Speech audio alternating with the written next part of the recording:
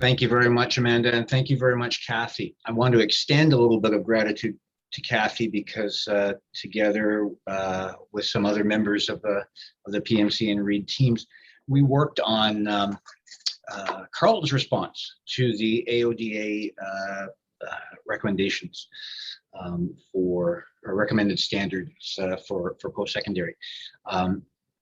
And what was interesting, I know for me and for a lot of people that I witnessed sort of seeing the document for the first time, there's 179 recommendations, and it was pretty gut-wrenching at first, overwhelming.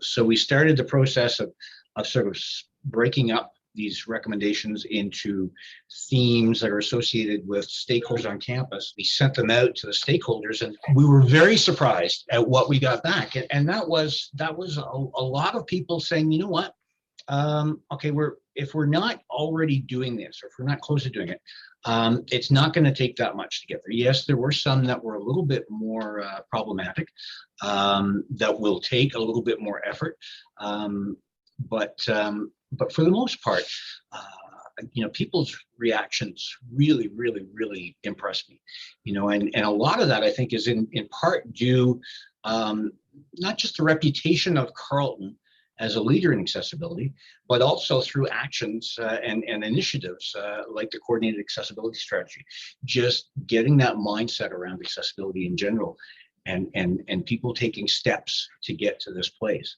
My grandmother used to have a saying, if you make someone feel welcome, they'll enter your house. But if you make them feel at home, they'll stay for dinner. I think it sounded a little bit more impressive in German, but really, that's what we're talking about here when we think about the people that we've heard from today.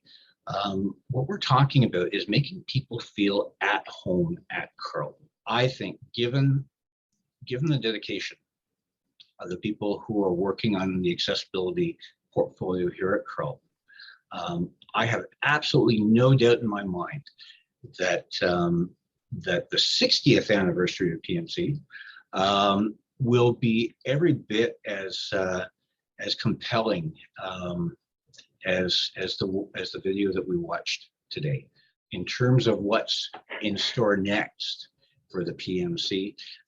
Those chapters haven't been written yet, but I have no doubt that PMC will continue to be a gold standard when it comes to offering services to students with disabilities.